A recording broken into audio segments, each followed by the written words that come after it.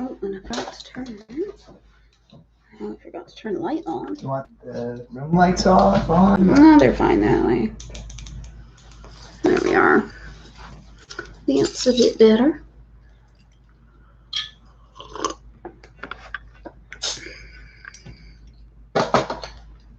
Thank you.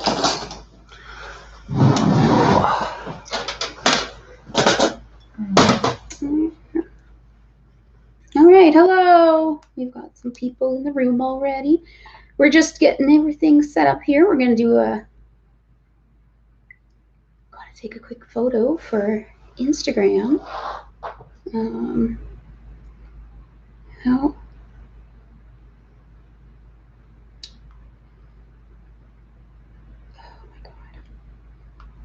How do I do this? How do I social media? How do I social media? Exactly. I ask myself this no, all the that's time. not the right thing. They changed everything on fucking Instagram. Now I don't know how to use it. There it is. Like, god damn it. I am old. All right. You said it, not me. Come in here for a little selfie. Hold on, I want to retake that one. Oh my god. Oh my god. There we go. That's fine. You send that to me? That looks like a nice pic. Yep. Yeah. I will. And hi, Happy New Year. We're going to get started here in just a few minutes. I'm just, trying to figure out. Actually, no, I want to redo that picture. I'm sorry. Just trying to figure out how to use social media, There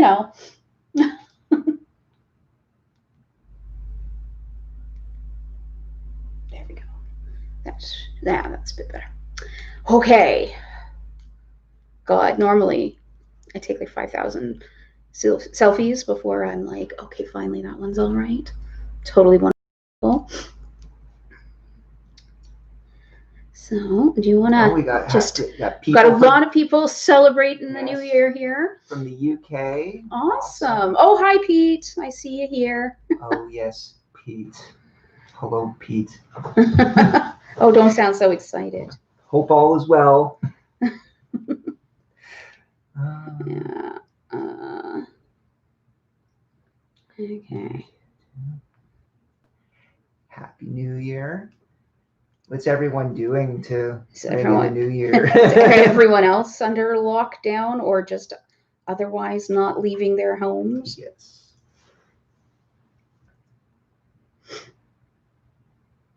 Happy fuck off 2020 day. Yes! Yes, absolutely. That's what I'm going to say from now on, I think. I was napping before this and I was like, oh, did I sleep through New Year's and right into 2021? You might as well have, really. Oh, yeah.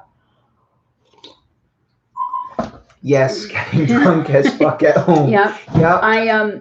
I'm just having my tea now, but I will be getting into my Bah Humbug beer in just a few moments. It's rum and Coke. Yeah, he doesn't drink beer. I'm the beer drinker of this relationship. This is our first alcohol we've had in how long?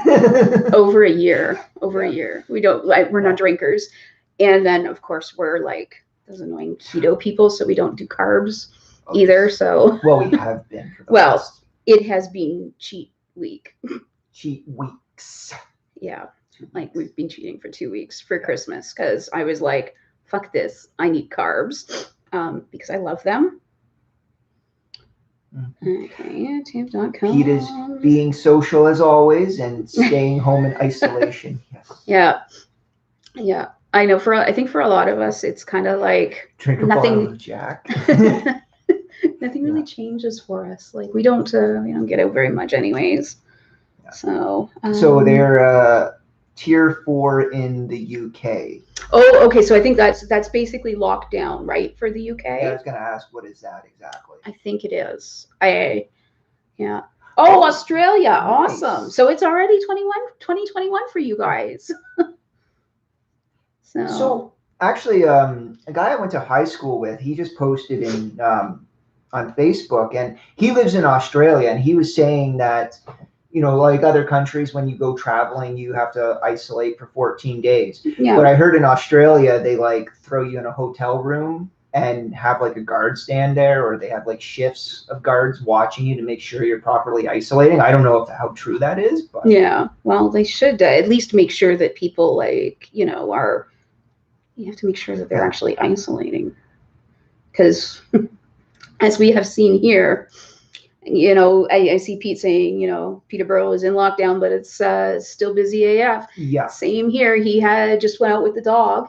Yeah. And it was. Well, yeah, I did some. I'll let him tell you. Well. Yeah, I did some errands for my mom. I had to go pick up some meds from one of the grocery stores in Collingwood here, and it was busy. Like I waited probably 45 minutes in line to get into the store, and then a few more minutes at the pharmacy to get, you know, the meds and everything. But I was looking around and you wouldn't even think that there was a lockdown going on. Yeah. So that's just the way it's been. I did a bad job on my hair. All right. So let's see here. Ronnie is in the future. Mm-hmm. Yeah. And he's saying, yeah, or they are saying, I'm not sure. But yeah, hotel quarantine for 2 weeks at the traveler's expense. Oh, ouch. Yeah. Ouch. Because like, I don't know, I'm so cheap. Like if we have to go somewhere and stay at a hotel, like I'm always just like, first off, can we camp? But also, if we have to stay at a hotel, what is the cheapest one we can get? Yeah. So they would probably have something like fancy that I don't want to pay for. And by fancy, I mean like, you know, $150 a night or something like that. Yeah. Nothing actually fancy. Bang for our buck. I'm just really cheap when it comes to. I'm just gonna sleep there. So. I forgot this lipstick is like all over the place. Gotta have my tea though. Yes. Yeah. Oh yeah. Oh, who's in Midland? Oh, there we go. Yeah. Heather is in Midland. Oh, working the ER shift, the evening shift in the ER. Oh. I won't say anything. Just awesome. Thank you so much. Yes. I have worked many New Year's Eve, not in the ER, but just out on the road. And yeah, it's always an interesting evening. So people are dumb and drink and get behind the wheel and pretty much, that's the way it goes. So our prime minister locked us down for 2 weeks at the start of December and said we could celebrate Christmas if we all did. Then he locked us down again a few days before Christmas. Yeah, I think that was happening for like a lot of people, because I know here in Quebec they said like, oh, if everyone's really good, we can like, see our families. It can't be the way it was before, but just a little better and everything else. And then they were like, no, because the numbers were once again so bad. So it's just like, oh, yeah. So hopefully everyone's keeping our fingers crossed to see people talking about the vaccines. Yeah. And it's like, yeah, I know. I'm like, oh, Joe checked in. Hey, hi, Joe. Hopo as well. Guys, you know how I'm always going on about 6 weeks. Well, they're here. Hi, Joe and Sebby. Missed you guys so much. Yes. I want to get new toys in the new year. Yeah, I know. So I'll be contacting you. I've been on the site a lot lately, on their website, being like, oh, I want this and I want that and I want. Yes. So. No, he makes fantastic toys. It's definitely worth the money. I know. And I don't say it just because I know him. No. He doesn't pay me. He should. No. No, he shouldn't. I just promote his stuff because I love it. But yeah. Oh, Dallas, Texas. Nice. I always wanted to go to Texas. I don't know, and Dallas specifically, like Dallas and Austin. I mean, I guess that's like the big cities there, right? But in the future. Yeah, we will. We were actually before all of the shit happened. We were hoping to be in Utah, which I know obviously isn't Texas, but from a Canadian perspective, it's that general area of the United States. But yeah, because I don't know. Oh, it all looks pretty cool down there. North Carolina, I've been there. I haven't. Have you not? Yeah, I guess you haven't been there. I haven't been there in a long time. Vancouver, awesome. I wish I was in Vancouver. You guys have a lot less snow. We've got so much fucking snow lately. Yes. So warmer weather brings more snow. For the most part. So. Yeah. Well, getting my cat series of Cat o' Nine Tails very soon. Nice. Cool. Awesome. I'm still like, we had so like I said, we don't normally eat carbs. We've been eating carbs lately. We had sushi, and that's what made me take a nap. Yeah, it's sort of like, it's one of those, like, you want to go and fall asleep after. I'm wondering if this is the Derek we know. It might be. It might be. I haven't seen anybody in so long, and everyone's just gonna come and hang out on YouTube, because why not? Oh, okay, yeah. Oh, thank you so much, kitty cat. I'm glad that you've been finding things helpful. That's awesome. Yeah, I do my very best. So we're gonna be doing. I'm doing. Oh, thank you so much, Amy. That's really sweet. You guys are awesome. She is the best. Oh, I try. I'm like, I think it's, it's definitely a do what you love kind of thing, right? So, Pete, yes, I did. I've just been really antisocial as usual. So I'm sorry. So for those of you who don't know, I ignore text messages a lot. I ignore the phone ringing even more, because that's just like evil. I'm just so. Generally, it's duct cleaning people calling. Yeah, I get all kinds of that shit. But yeah, I've been actually quite ill for most of the month, and I don't know. We had negative COVID tests, so it's not that. But I don't know what the hell has been going on with me lately. So I am hoping it is our Derek. So I'm hoping that come the new year, I'll be doing a bit better. So. Joe says he hasn't seen people since March. Same here. Came here and getting drunk with you. Awesome. Thank you. Yep. Yeah, I think we're gonna have to put the tea down now. Yes.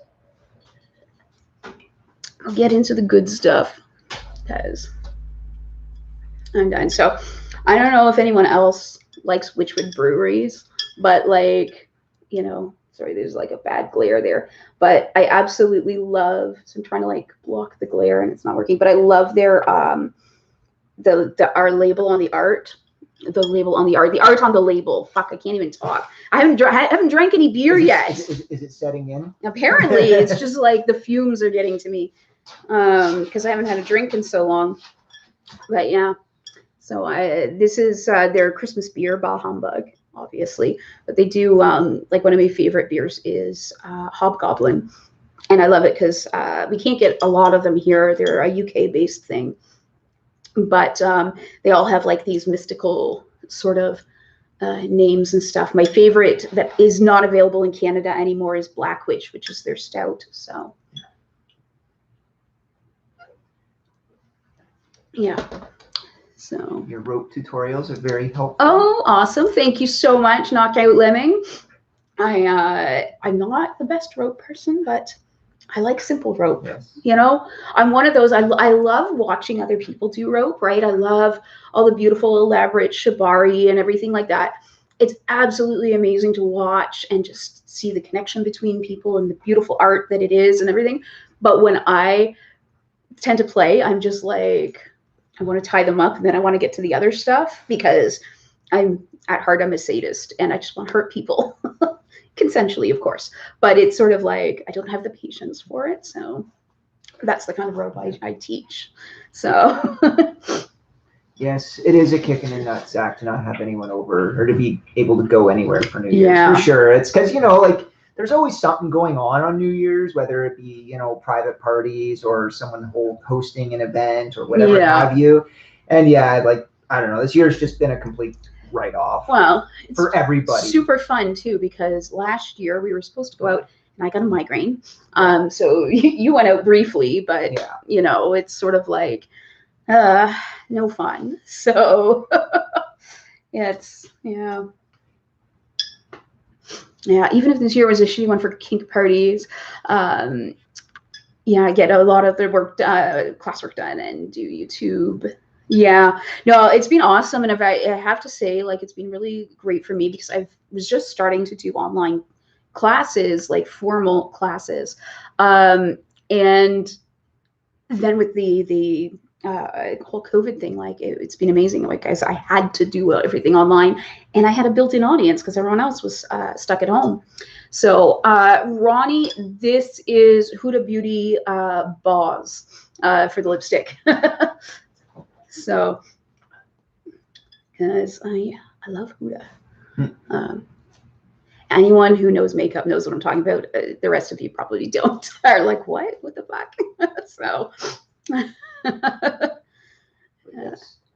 Happy New Year's to Desmond. Thank you. Oh, thank you. I did see Bad Bear said hello. I think I have you on FL where you follow us. So nice to see you out. Derek says I've been in one store since March, and that was just because my work computer broke down. Oh, into your fourth beer. Yes. Yummy. Oh, thank you, Jamba Juice. This one I actually got. This is from Grimfrost. I ordered some Yule goats. I have to post a picture of them. So this is Jormungand, a little necklace, and it's like wrought iron. I thought it was super cute, all the way from Sweden. So, yay! I love Grimfrost, and you got some cool patches from there. And I got my Yule goats, which was like the most important thing. He thinks I'm kind of crazy because they're goats. They're Christmas goats. Well, Yule, but you know, whatever. Did you do the side quest in Assassin's Creed where you have to go get the Yule goat? Yes, I totally did it. Okay.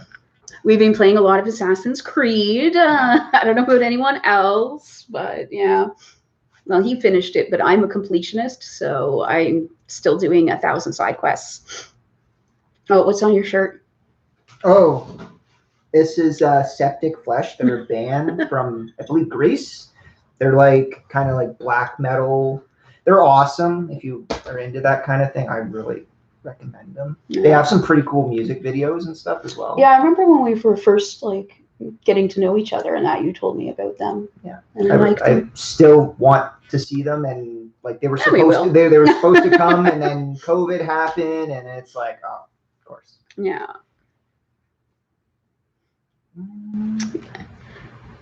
Oh, go grab one of my goats. They got to see the goats because it's so silly, but I'm so excited. Yeah, we bonded over heavy metal for the most part because I was just like, well, he's always in a metal t-shirt, right? So it was easy to figure out what kind of music he was in, but I was just like, I am not getting into a relationship with somebody unless I can go to a lot of concerts with them. And so our first date was a metal show. It was just like some random like local band thing. Bands. But here is, I got a set of 3, but this is a Yule goat. So all the way from Sweden.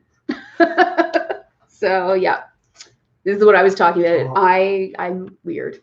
But you guys knew that. Pete, don't get her started. Oh no, don't get her started on Final Fantasy VII. Oh my God. Okay, no, we have to now. We have to now. So this is no longer the BDSM chat. This is going to be Morgan ranting about video games chat. I don't know if you guys are Final Fantasy fans. I am a huge, huge Final Fantasy fan. That's why I own a PlayStation at all, was simply because of Final Fantasy, and especially Final Fantasy VII. And Pete and I, we've been friends forever. We used to share an apartment with a bunch of our friends, and I literally fell asleep multiple times with the damn controller in my hand playing the original Final Fantasy. So when the remake came out, he got that for me, and I was devastated. I'm sure that if like you haven't played the original and you aren't as attached to it as I am, that it was probably decent, but man, I was disappointed. Like I cannot even begin to tell you how shitty and how upset I was.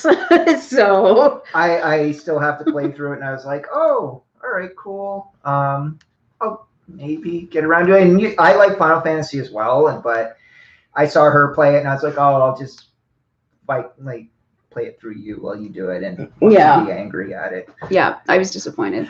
But no, I haven't played Fortnite or Sly Cooper. No. I'm an RPG kind of person. The one game that I did play, I'll do others as well. So Sly Cooper, I think that was done by I can't remember what company it was, but I'm pretty sure it's the same company that did Ghost of Tsushima, which I love. It's the one game I rant about like from this entire year is my favorite game. But that was awesome. I highly recommend checking that out. Jack and Daxter. Yeah, it was okay. Yeah, Sucker Punch there. Yeah, they're the ones that did Ghost of Tsushima. Awesome. I think I'm saying it right. I might not be, but yeah, no, I haven't played Sly Cooper or any of those ones. I did play Jack and Daxter like back in the day. I wanted to play Kingdom Hearts, and I keep looking at it, and I just never got into it for some reason. I was thinking of getting it because it's on the PlayStation Store for like cheap, right? And I was like, oh, maybe I will check it out or whatever, but just never got around to it. Yeah, if it's any good, I'll definitely check it out. I mean, I know it's a huge game. People go on but how great it is. So, oh, Derek, Microsoft Flight Simulator killed way too many innocent people. Yeah. I don't know. This is why I don't play like any of the like first person shooters or a lot of those things, because I just end up either killing myself or my teammates. I'm not good at those kind of things. If it requires a lot of hand-eye coordination, just forget it. I need a story because I can't do anything else. I'm story driven as well. But even like Assassin's Creed, like obviously it's a bit of hack and slash and all that, but I always have it on like the new ones, like the really easy settings. But the new one's really story heavy though. Yeah. With your new guy friend? Joe, you know that I mean maybe you know, I don't think you were at the party because it was a femdom party, so of course you wouldn't have been there. I used to host femdom parties, and quite often they would devolve into video games and other geeky pursuits. We had one where we basically all of us sat around talking about Skyrim all night, just because that's the where our conversation took us. So it basically ended up with that. You know, it's the way it goes with us. Geeky, silly. Oh, yeah, there we go. That's not exactly what I meant to do. Sorry, guys. Just have to do a little moderating. There we are. Oh, well, isn't that lovely? I have to do more moderating. So, just for the record, if you post anything which is,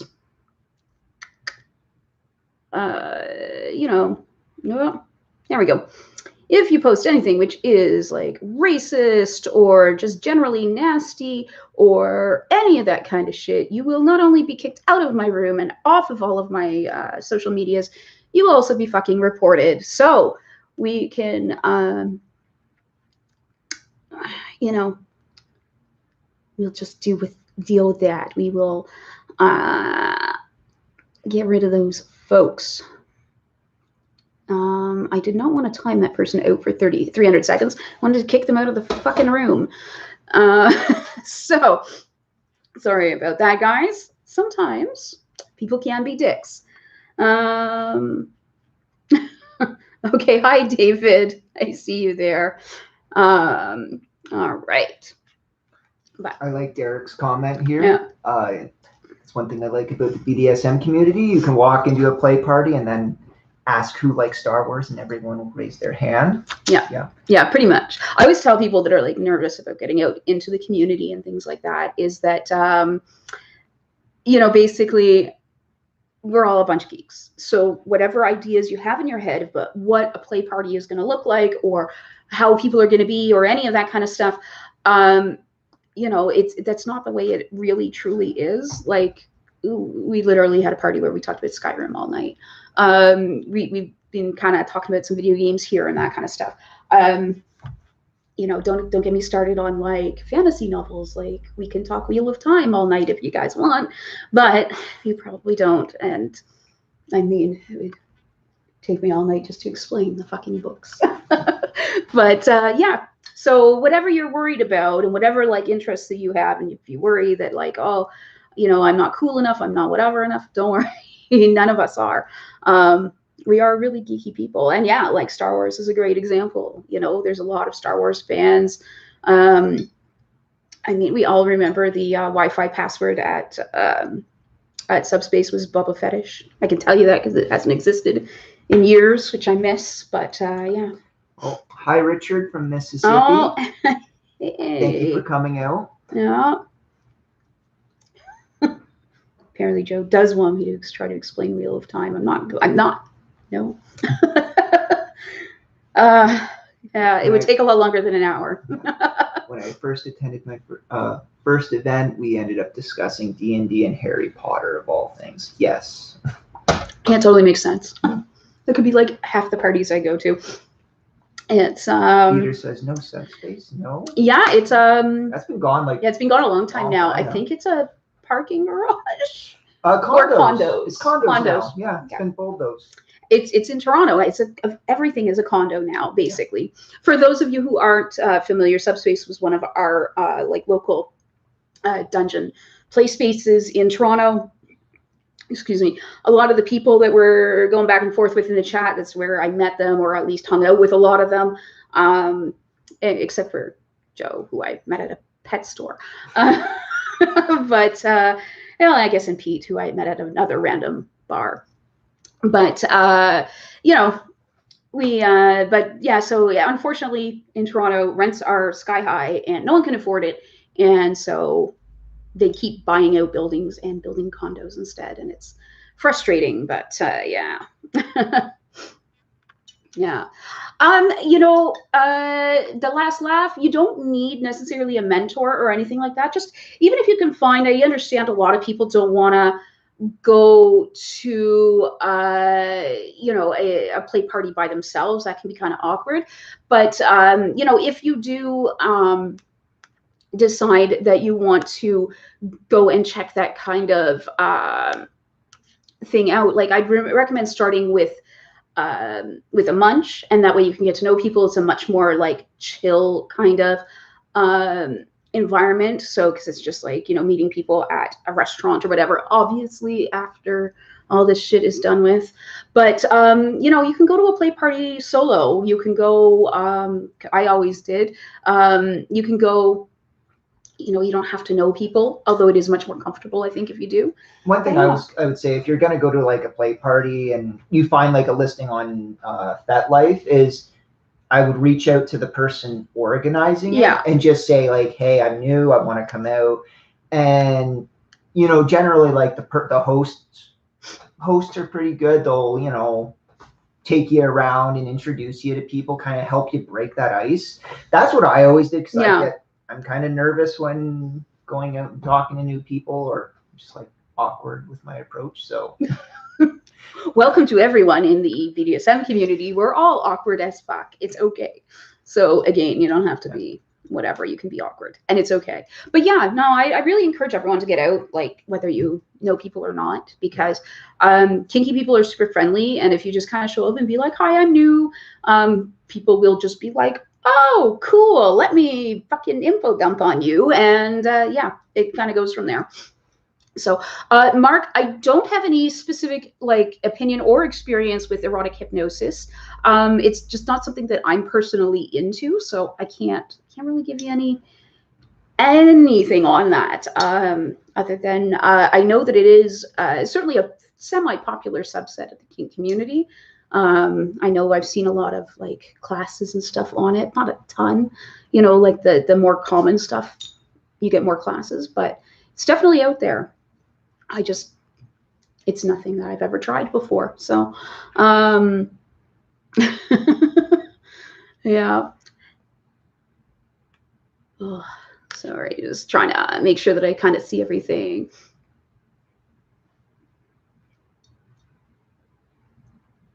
Okay, yeah. So James is saying here too that he remembers being nervous about going to a party in, I'm assuming San Francisco, SF, for the first time, and then realizing that I knew at least a third of the people there from other weird places, which is totally true. I used to host a munch, and we had like people show up, and they all LARPed together, like this huge group of them. And so it's like, I mean, we're talking about like total niche kind of things, but it was just like, don't I know you from LARP? And it kind of went from there. So a ton of people actually knew each other just through other very, very geeky pursuits, because that's kind of how it goes with most of us.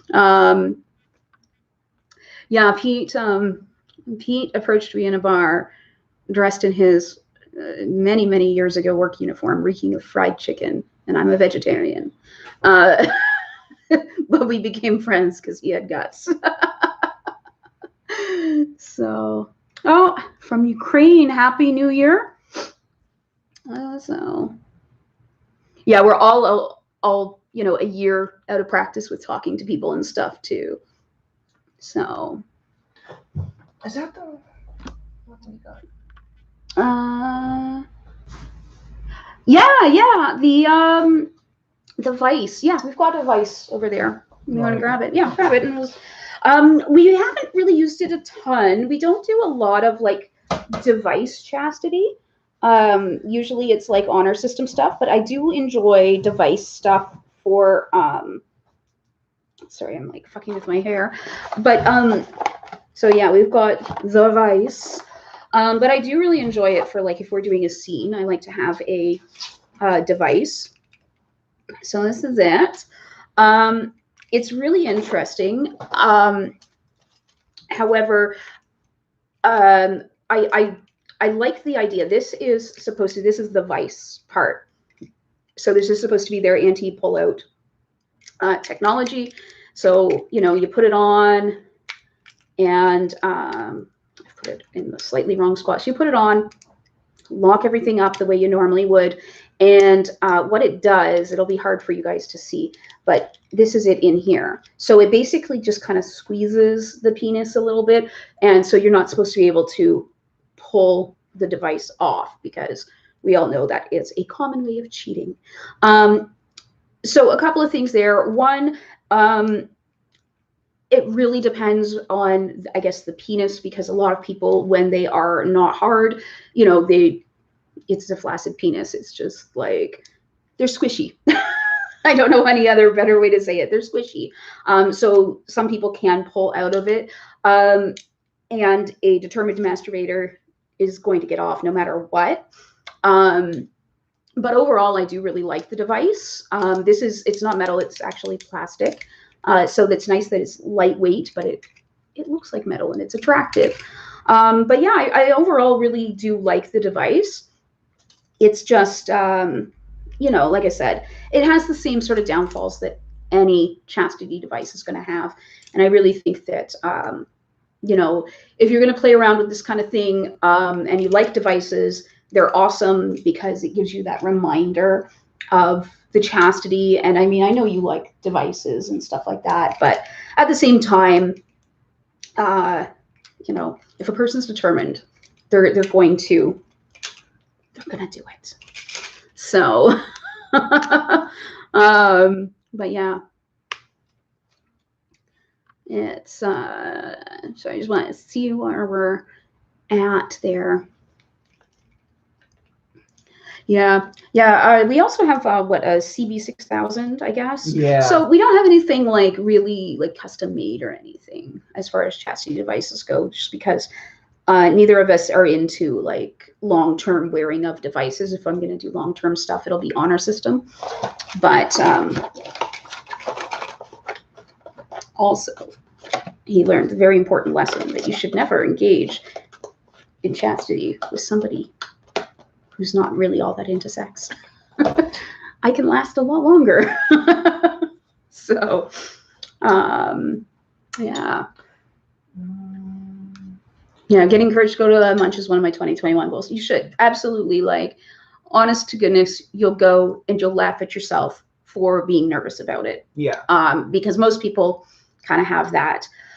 You know, they're like, oh man, I had this idea of what it was, and then it's not the way it is. So what's the new subspace these days? The Street Odyssey also got shut down. As far as I know, there's not really anything. There was like a steampunk themed venue that opened up like literally a month before the first lockdown. Yeah, because I was gonna do, because they were gonna have an art show. Boots and Tentacle, or something, and I was gonna wanted to go and like put some of my work up there, but then COVID, so. Yeah, and they're out. I guess I think they're in Pickering or just outside of the city. Yeah. But like outside of Toronto, so. Oh, that was 2021 for all those of you who are ahead of us. So yeah.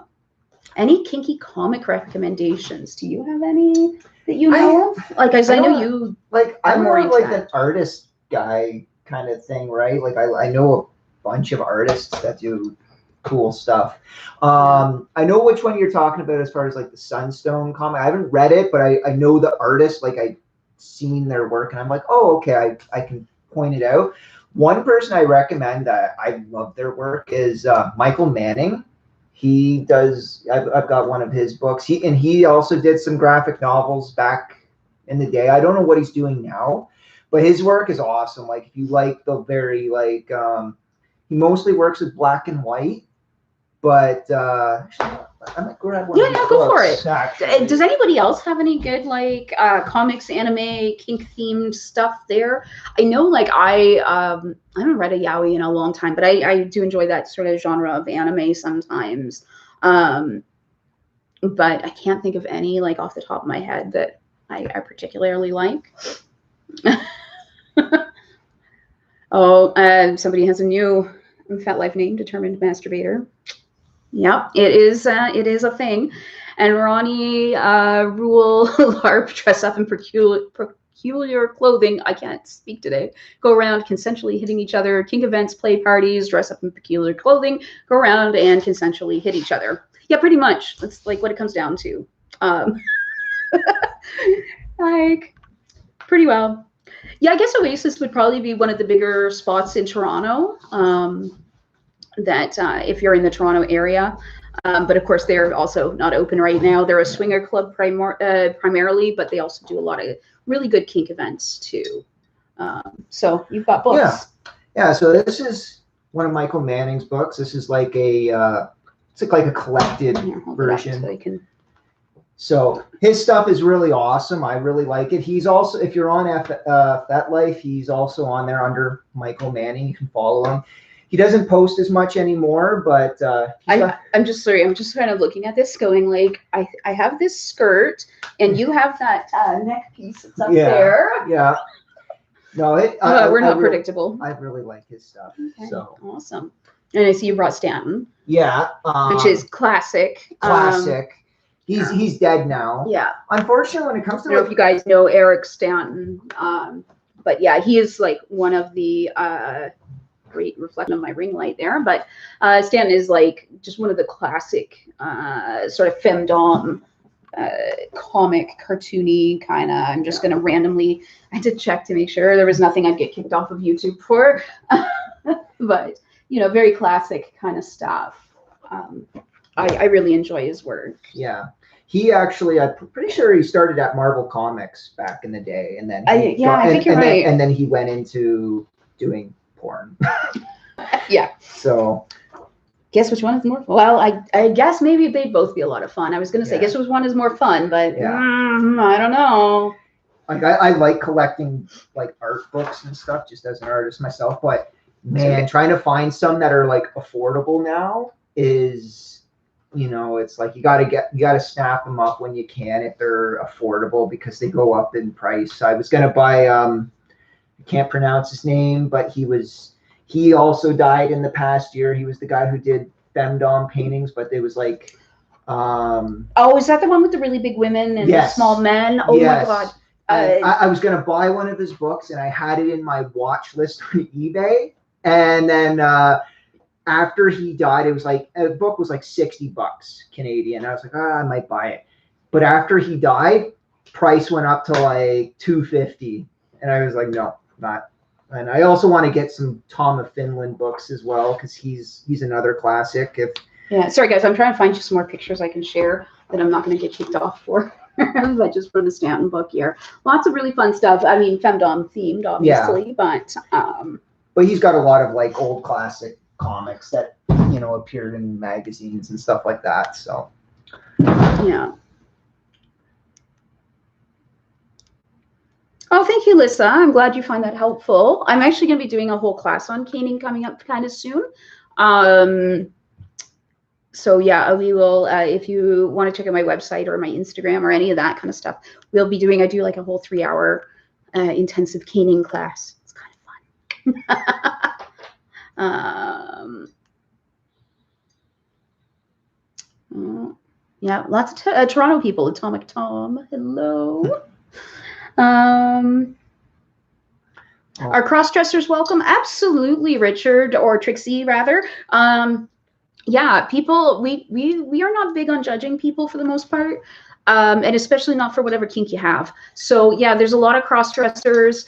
I mean, like not like tons and tons of cross-dressers, but there's enough that, I mean, there's usually at least 1 or 2 at every party I've gone to. And especially if you kind of go to more femdom oriented parties, there seems to be more, but not saying that all cross-dressers sort of are that orientation or anything. I know a fellow who is a cross-dresser, and he bottoms for people, but he's also quite a wicked top, and just finds that, lingerie makes him feel really sexy, which I can't blame him for, because lingerie does make everyone feel really sexy for the most part. So yeah, I wouldn't worry about that kind of stuff. Very, very welcome.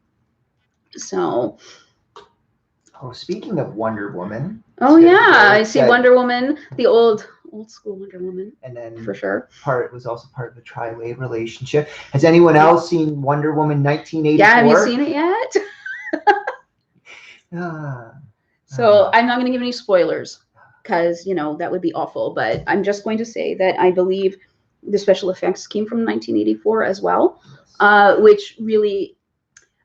I enjoyed the story for the most part, but yeah, the special effects kind of ruined that suspension of disbelief, right? Like it pulled you back out of the story, which kind of sucks. Yeah. So honestly, some of the development on the characters is pretty good. Like I liked the Cheetah character development. I kind of enjoyed that, but yeah, just some of the special effects kind of took away from it, unfortunately. I liked it better than the first one, though. Yeah, definitely. I liked it a lot better than the first one. So several CBT items from Tom of Finland. Yeah, I guess that's right. They did a line as well. Yeah. I remember seeing that in the stores. Yeah. Yes, love Tom of Finland. Yeah, and I see Sharon saying there's a ton of cross-dressers in our community here as well. Yeah, it's a pretty, I mean, honestly, it's a fairly common kink. Hell, even when I was a pro dom, we had this one guy that would always show up, and this dungeon that I worked at, the first place I worked, had both pro doms and pro subs. So he would always book some time with one of the sub girls. And he'd show up all the time in like head to toe leather. And we were always like, dude, you gotta be a little more subtle about it, but whatever.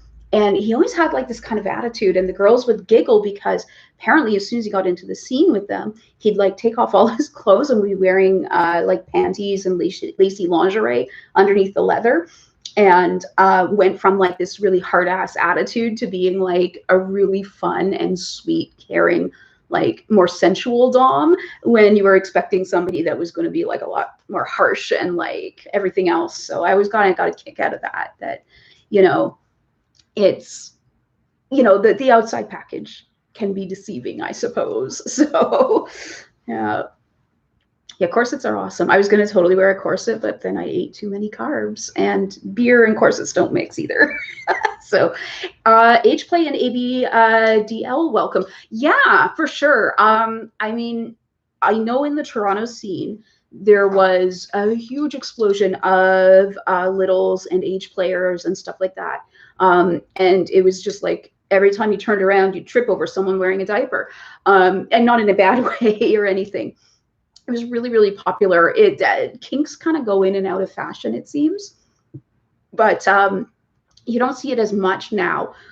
But yeah, absolutely, totally welcome. Like I said, people in the kink scene, for the most part, there's always going to be assholes no matter where you go, right? But for the most part, people are just like, I like all this weird shit, so I'm not going to judge the weird shit that you like, so that you don't judge the weird shit that I like, basically. And that's kind of how it comes down to it. People are really just like, they may be like, oh yeah, no, I'm not into that, but that's okay. There's nothing wrong with that. But they won't shame you for it or anything. The only time I've ever seen any sort of negative reaction is if you're somebody who enjoys diapers, but also enjoys like soiling them, and specifically number 2, because that obviously can be a bit of a problem at like a crowded party, with mess or smell and that kind of stuff. So that's usually like a no-go. But like if you just want to wear a diaper, like absolutely, nothing wrong with that. I have tons of friends that are like pretty hardcore into age play and diapers and all that kind of stuff. So like no one would even bat an eye at that kind of thing for sure. So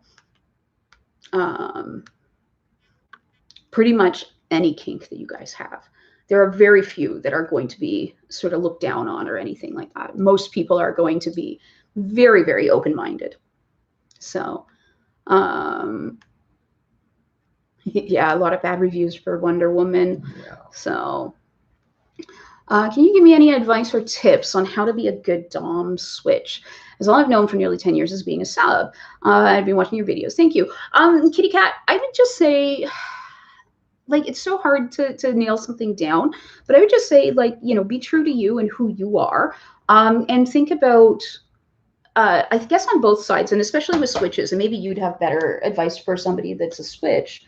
But to me, it would be like, think about what you enjoy on the bottom side, what makes you happy, what makes you feel good, what turns your crank, and then see if your partner is also into that kind of stuff, right? Obviously, communication is number 1, but you can kind of take like, oh, I really like this when I'm the submissive, and try it as a dominant. And of course, communication and all that. Yeah. But do you have any? Honestly, that's kind of what I would say, because like there's been things that I'm like, I liked as a sub, but then I'm like, I tried it as doing it as a dominant. I'm like, oh, this is actually fun as a dom as well, right? So it's kind of just like sitting down and thinking of those things that you like as a sub, and then trying it as a dom, but then of course like talking it over with your partner and everything like that, right? Yeah. And just kind of going into those like uncharted waters together, and yeah. And I think it can be kind of challenging for sure, especially if like you're sort of used to the one role and then you're trying something out.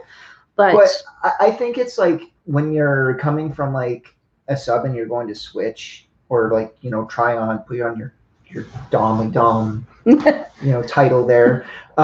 It's kind of, I don't know, it's just thinking like taking the experiences that you had as a sub, and like good and bad, like if you had bad experiences, and be like, oh, that's not something I enjoyed, and I don't want to inflict that on my partner, or things like that. Just kind of think of those and go from there, because I find that's like, I've had shitty partners, and I'm like, yeah, I don't want to do that for someone.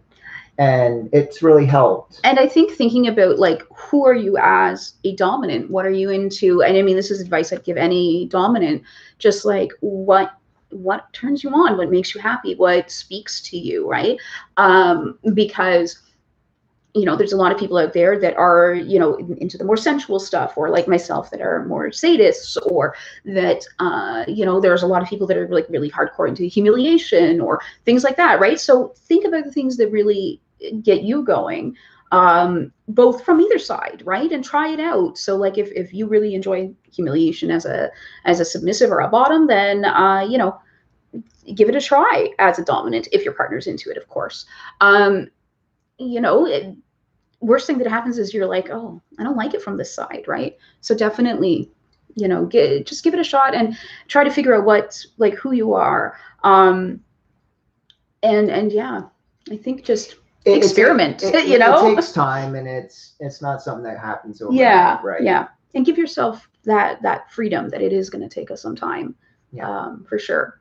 Because at first, like when I started, I was like, oh, I don't know. And then I tried it, and there was like me, I like doing impact play.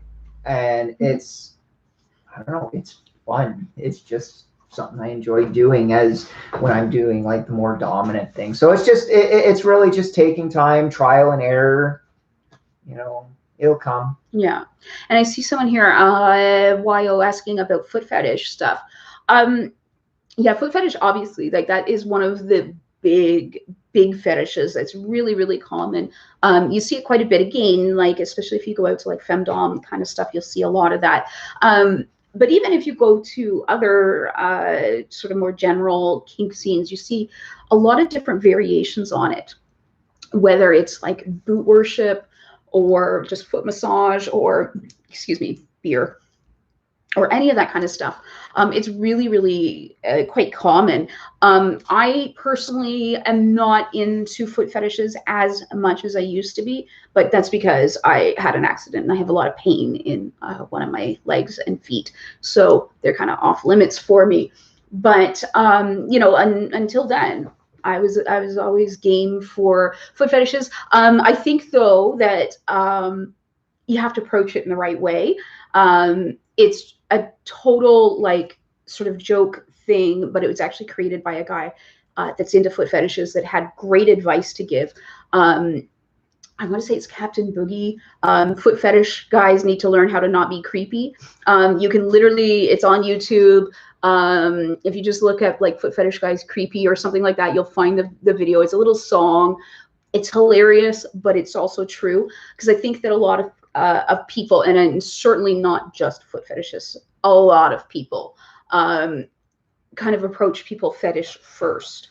And that's a good way to get shut down quickly. But if you approach somebody and you're a decent human and you sort of build that rapport, saying, hey, would you like a foot massage? After you've kind of established that connection, it becomes a lot easier to do. And you're much more likely to get a yes or a positive kind of thing. So approach them as a person. Yes. Yeah. But yeah, definitely. And again, it's a super common sort of thing. You know, and especially whenever we go to like femdom parties, there's always like people getting and giving massages and things like that. It's really common. So yeah, if you have a foot fetish, learn how to give a really good foot massage. It's like the best advice I can give there, because especially if someone's been wandering around in high heels all day or anything like that, foot massage, it's where it's at. I'm gonna go. Yeah, do you want to actually grab me a hobgoblin, please? Yeah. Because apparently we're getting into the booze tonight. Woo! We don't drink forever now. Such a lightweight. Yeah. So, sorry guys, I'm just trying to make sure I don't like miss anybody's like questions here. Yeah. Derek, you've had too much to drink to give advice. Well, it happens. Yeah. Okay, Mark says, I play with a sub who's very experienced with blood play, with knives, has asked me to try it together. Do you have any advice for Toms concerning safety? Yeah, I actually have a lot to say about that kind of stuff. Unfortunately, too much to say to really talk about here. I will be doing a blood play class. I do medical play is my specialty. So I do have a blood play class coming up in, I want to say February, it might be March. I'm just putting together my next year's schedule, but learn about sterility and asepsis, medical asepsis, which are things that you can absolutely look up online. You don't have to come and take a class with me, but I'd highly suggest taking a class with me. Obviously, you don't have to, but there are a lot of things online that you can find. I'm not a huge fan of using knives necessarily for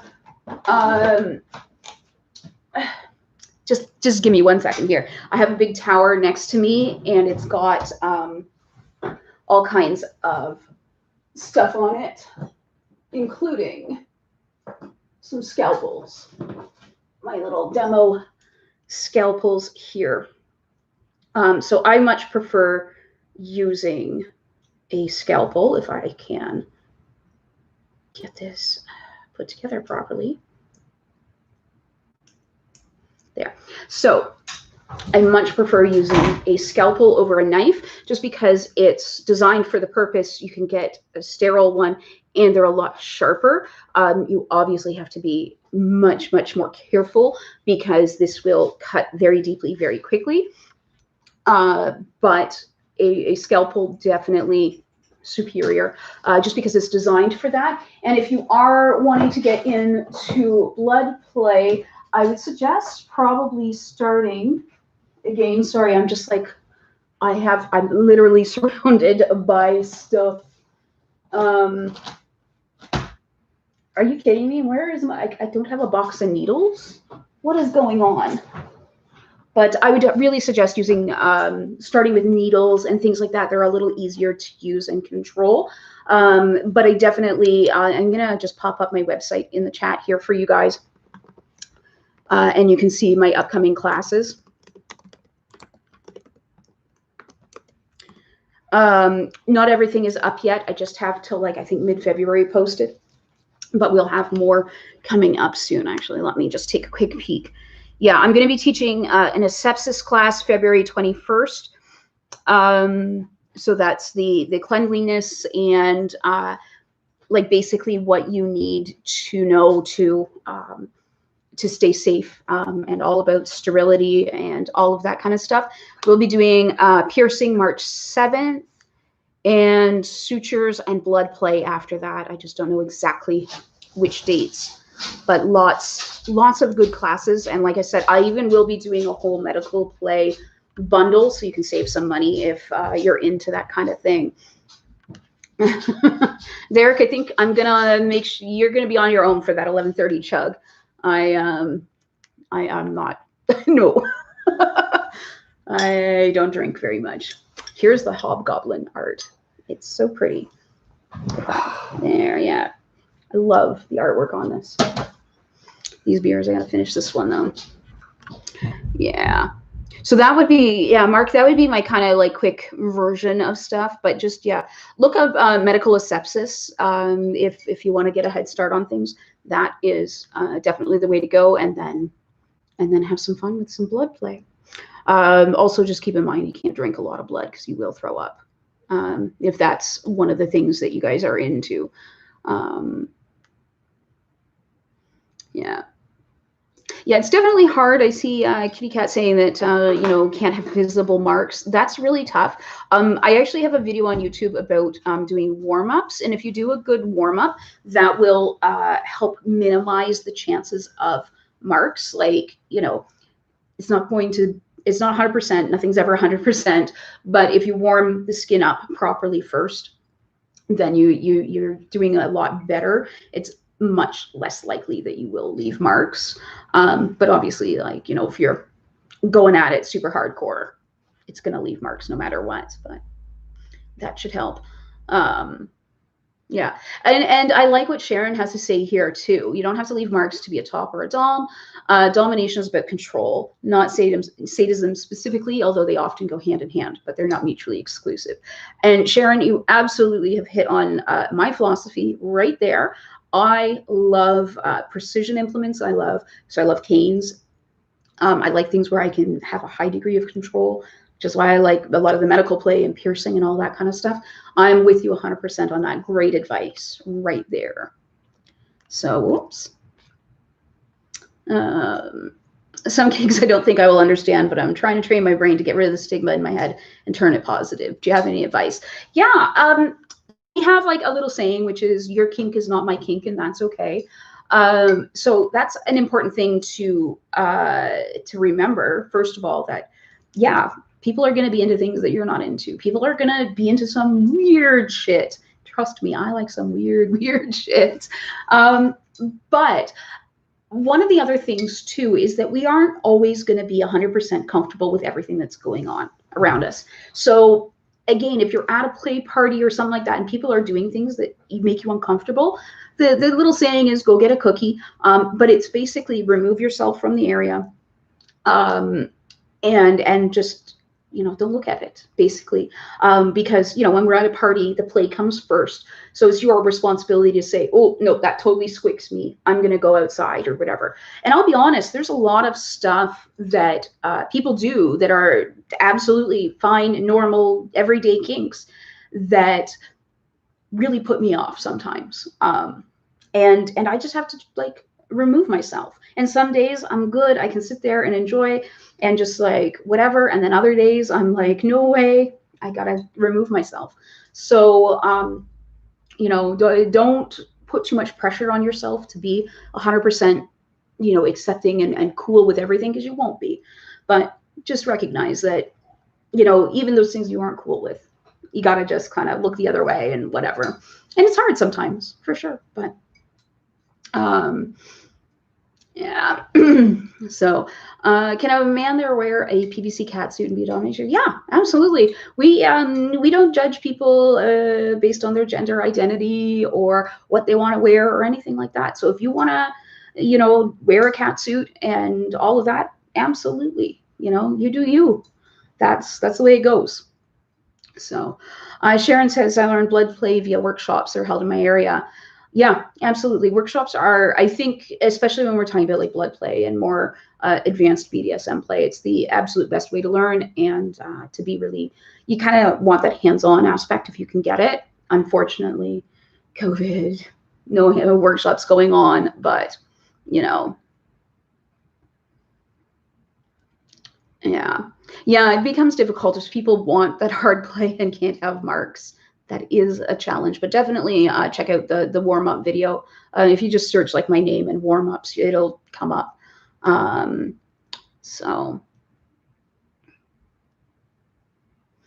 Rose, I would say stop fishing in the vanilla pond, honestly. If you've decided that you want BDSM in your life, you want a dominant in your life, then get out, meet kinky people. Join FetLife. It's free. It's not always the best website, but it's the best we got right now. And get out, once this whole situation is better, and go to munches, meet people. Yeah, as it's someone who's tried, dating the vanilla pool, and you talk to people about it. Yeah, you're better going and finding people who at least that's an aspect of their identity, because if they're not into it, they're not into it. And honestly, it's way more fun if your partner is into the same things rather than someone just kind of trying to fulfill it to make you happy. So it's always fun when both sides are happy when you're playing. So yeah, definitely go to your local events. It takes time. That's the big thing is just being patient and taking your time with it. It doesn't happen overnight, but yeah, definitely stop the fishing in the vanilla pond. Had to look that one up. Somebody was asking about caviar, and I was like, I know this, but I don't remember what it is. And now I've looked it up. Obviously, John Doe, very, very niche interest there. You're not going to see it at parties. I'll tell you that right now. Usually there's rules against that kind of stuff at parties. For those of you who aren't familiar with caviar, because like I said, I had to look it up too, because it's not a very common kink, but we're talking about scat play there. So parties are probably a no-go as far as that goes. It's private play only. And there are certainly people that are into it. I dated a woman that was totally into that kind of play. She was on the receiving end of it, but she was a switch, so she was game to give as well as take. Not a kink that I'm into, although I like a lot of sort of adjacent kinks. I'm really into enema play and that sort of thing. And so I think if you're kind of a little more open as to what exactly you're into, you might have a better luck finding people that will, indulge or be truly into it. even honestly, like, I mean, I've spent a decade as a pro dom as well as, you know, my personal life. And even then it was quite difficult to find anyone that was into that type of thing. No judgment though, like absolutely, but it is a very, very niche kink. Um, and awkward to bring up sometimes, I think, but you will find people that are into it. I think there's definitely a lot more men that are into that kink than women. And so if you are looking for a woman partner, that might be a bit of a problem. If you're looking for a male partner, then it's a bit easier. But yeah, it's, again, like I said, you definitely won't see it at parties just because it's a no. But you know, you can definitely find people that are into it, just much more niche kind of thing. So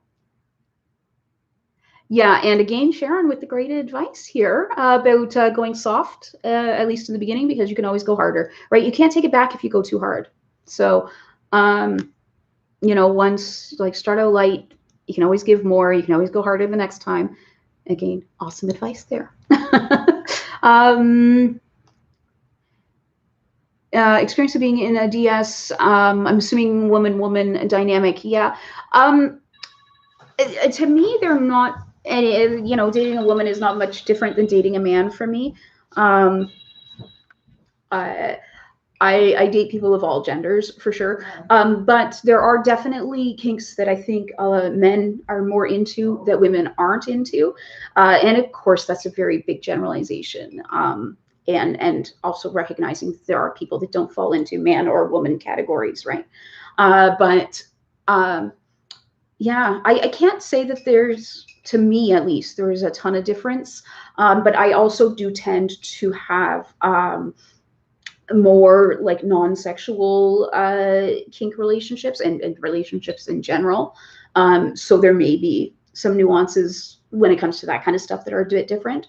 But yeah, any advice that I give, basically, I try to be very gender neutral in my advice. But yeah, it would apply to women as well as men for sure, as well as non-binary people and all of the various options out there. So yeah.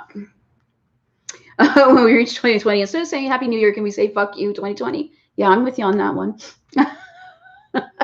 We've got 20 minutes at least. I'm Eastern time, just outside of Toronto, so that's where we're at. So let's see here.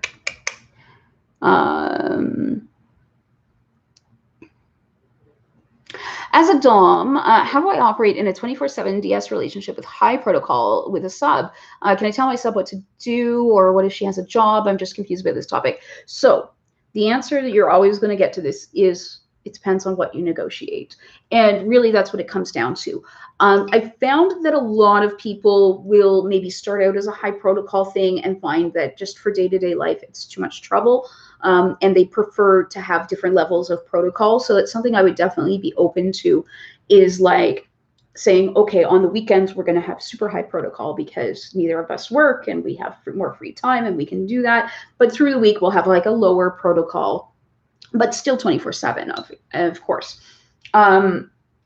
The other thing that I mean, I'm not saying that you're doing this specifically. I'm just saying for the people watching, that we have to remember that 24/7 doesn't mean playing 24/7, right? It just means that the dominant is in charge. The rules apply 24/7, that kind of thing. So usually most people will say that, you know, like work is a bit of a carve out, right? So for instance, with my partner, I don't have any say in his job or what he does at work or anything like that. And when he's working, that's his work time. And I mean, obviously I'll send him a text message or whatever, but I don't expect him to go and do like tasks or get things for me or whatever while he's working. That's just his time. Bye, Pete. Sorry, I just saw that you were leaving. Have fun. Happy New Year and all that. But yeah, so just, you know, it really depends on what you negotiate with your partner. Sit down and talk about it and see what they're into, what you're into, where you want to have that authority. And yeah, Derek is saying that 24/7 high protocol is like the biggest responsibility to take on. And it really truly is. Like I said, most of my friends that I've known over the last 20 some odd years of doing kink and being involved in kink communities, they have started out that way sometimes and then realized, no, too much, you know, and lowered the protocol level just because it's a lot. Well, the thing is, you can have like certain situations, or if you're like, say, like you want to include that at a party, maybe. Yeah, well, that's like you know, time and place kind of thing, yeah. right? Yeah, and I was saying too that, like, I mean, when you're at work, you're at work. Yeah. I don't get to be your dom because your boss is your dom, kind of thing. Not really. Obviously, it's a different dynamic, clearly, but you know, you got to talk about it. You got to figure it out. I mean, I do know some people where, you know, they do have that sort of total authority exchange or a total authority transfer where the dominant can say, your job is taking up too much of your time and I want you to quit and find a different job. They can say things like that, but that's, you know, they've been together for a long ass time before you can get to that level. We've been together 5 years. I would never in a million years tell him to quit his job. I mean, I will tell him to quit his job sometimes if it's pissing him off or whatever, but not order him to, you know, it's not a serious thing. It's just a like, you know, oh, you should quit kind of thing. But yeah, and I see Sharon here as well saying, you know, she's in a 24/7 relationship with her slave. And yeah, it's about communication, negotiation. You can control whatever you want with consent and common sense. And that's the thing to remember. It's talking to each other. It's negotiating what you have authority over, what you don't have authority over. And I think too, wanting a 24/7 relationship is a really good goal, but it's usually not where we start. Like when we met, I said I wanted 24/7, and that's the goal. But we didn't start there. We incorporate more and more as we go on throughout time and stuff like that. Well, it's overwhelming at first. Yeah, because it's just too much, and you need to get to know each other and build trust. Build, like, he needs to know that I'm going to make good decisions. You know, not that I'm just making the decision, but that I'm responsible enough to make good choices and decisions. So, you know, that's really important too.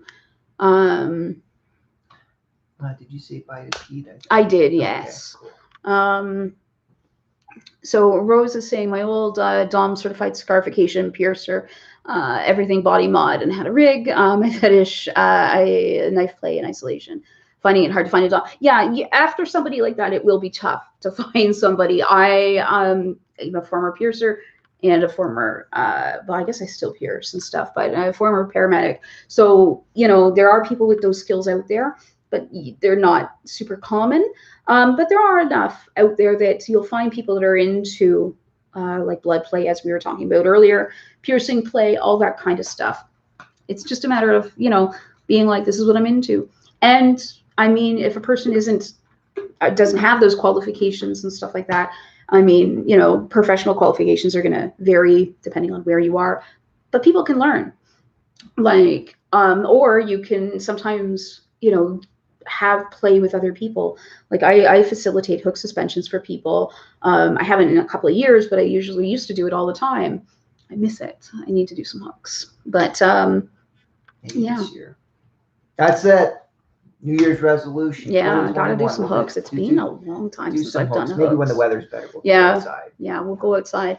And we'll get some video for you guys too. Yeah. Oh, Mimi saying about virtual munches. Totally good point. There's lots of virtual munches out there. Join in. Hi, Mark. I got your text, but we were live, so I didn't respond. I just texted him. Oh, okay. I have a question for Dominic. What's the best items to use that don't arouse suspicion? Wooden spoon for impact play? Yeah, that's not a stupid question. There are no stupid questions. There's lots of stuff you can get that we call them pervertibles.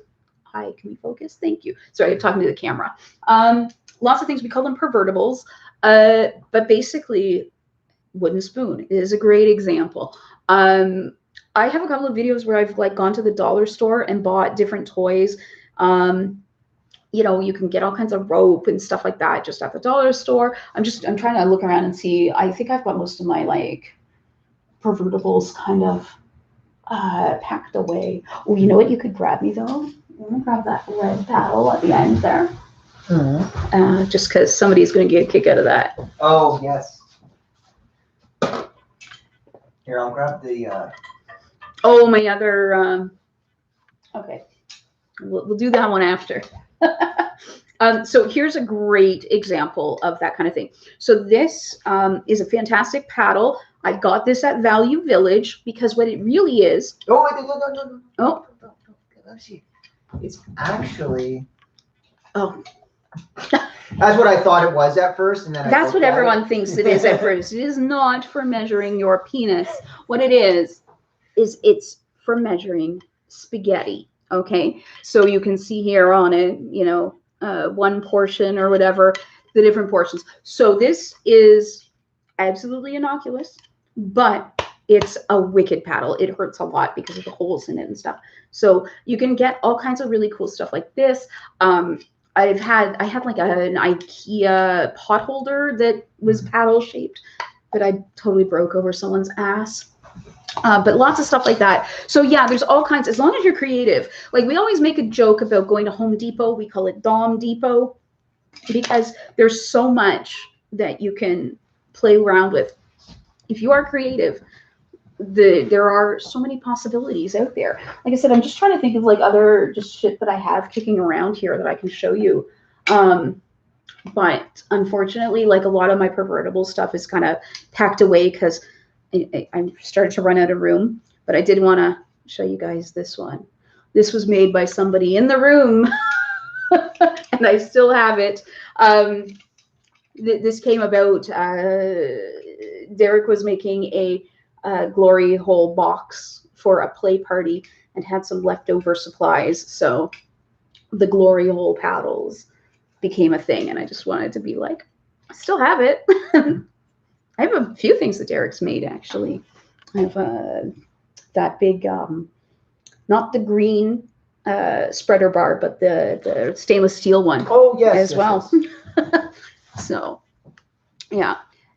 So let's see here. Yeah, Sharon also saying 24/7 is something to build up to for sure.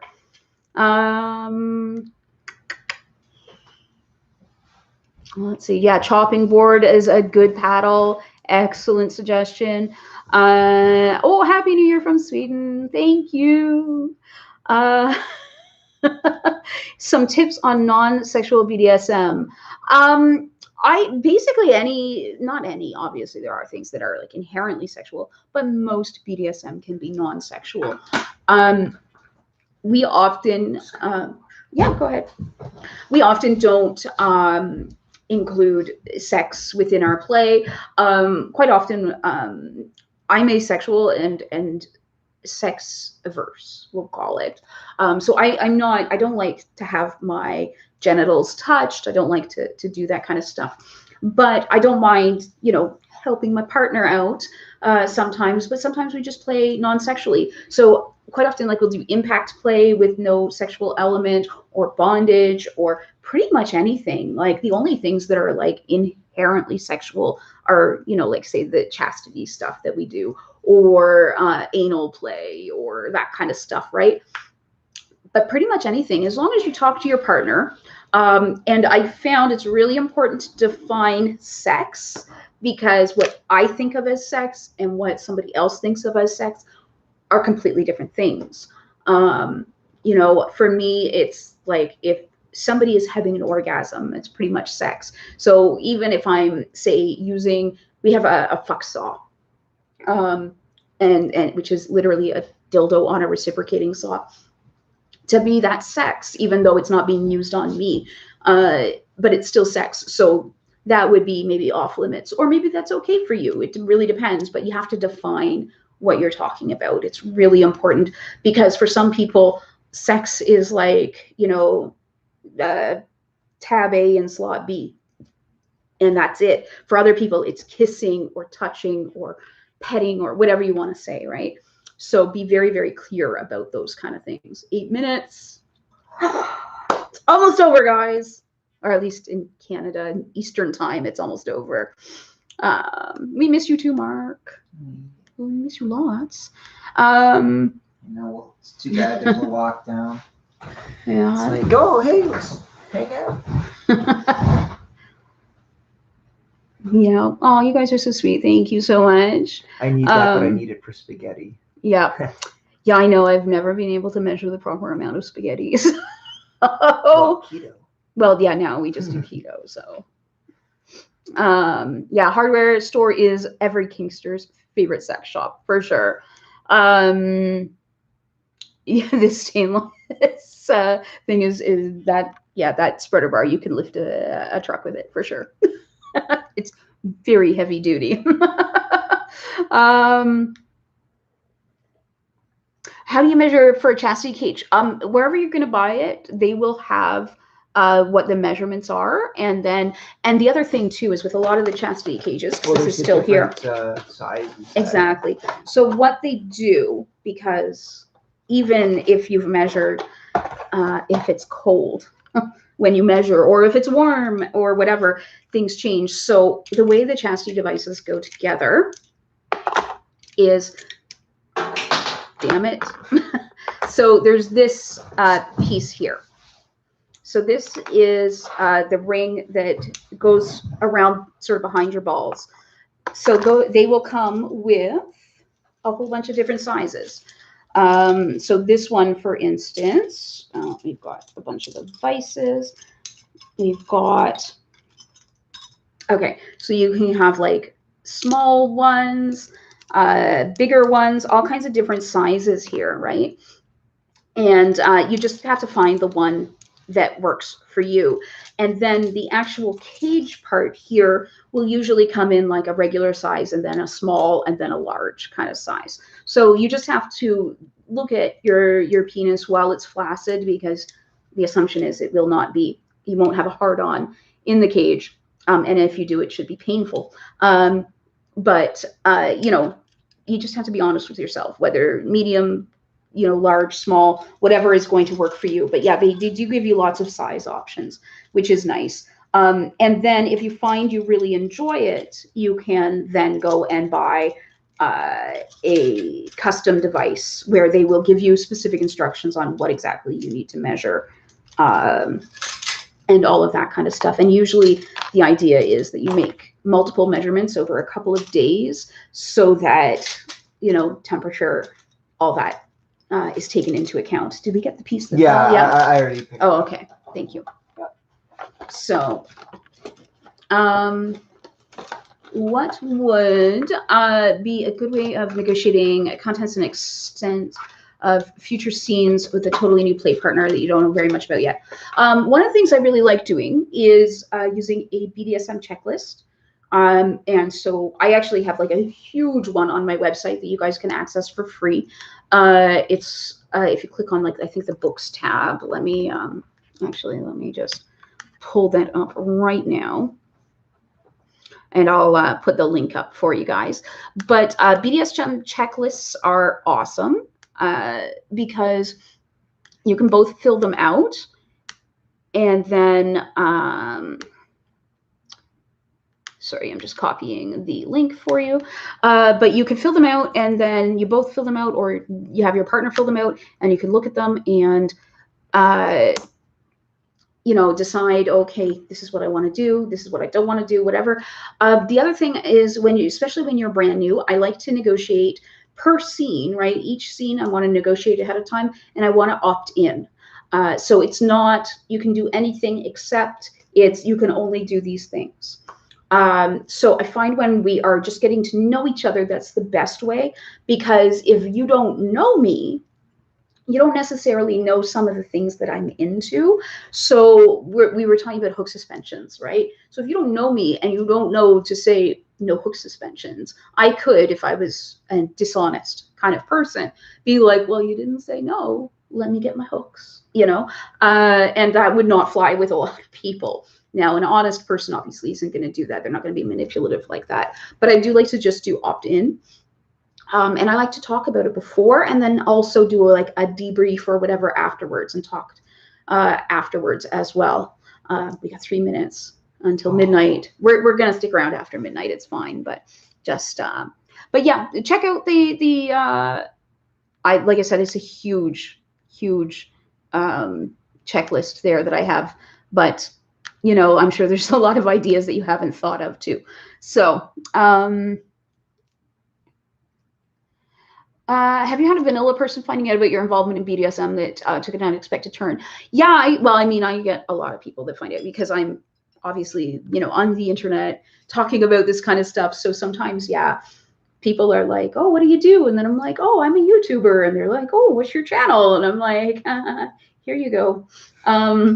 So, but quite often, yeah, they'll come out to parties and stuff like that. It's not uncommon. I think a lot of people are much more open to this kind of thing than you would expect. So, well, I mean, times are changing, right? It's like, oh, okay, you know, it's not as like back in the day, you know. Yeah. Can you open this for me, please? No. We have 1 minute. 1 minute. Guys, it's almost fucking over. I'm not drunk yet. I'm just saying. Oh, I'm tipsy. I'm totally tipsy. I'm not, surprisingly. I should be. Oh, I am. I'm such a lightweight. Well, we haven't drank in over a year. Maybe I am a little tipsy now that I'm thinking about it. Yeah, Sharon says that BDSM is non-sexual automatically, and that if we do want sex play, we'll negotiate it. I agree. And again, just really define what sex means to you. Okay, we're going to pause on the questions because it's like almost that time. I don't have like a second clock or anything, so I don't know. All right, bring up the countdown. I don't know where the countdown is.